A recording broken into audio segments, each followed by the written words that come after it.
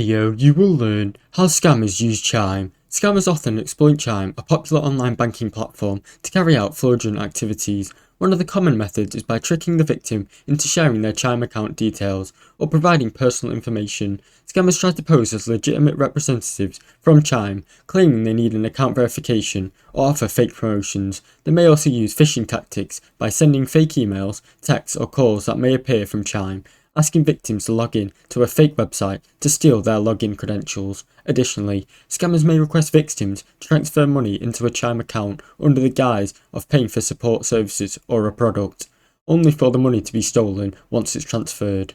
Some scammers might also use Chime instant transfer feature to withdraw funds quickly before the victim has chance to notice or reverse the transaction. It's always important for Chime users to be cautious of unsolicited communication. Never share sensitive information and verify any transaction request directly through the official Chime app or website. If you suspect fraud, contact Chime customer support immediately. This can help protect your account. Thanks for watching. Don't forget to like and subscribe.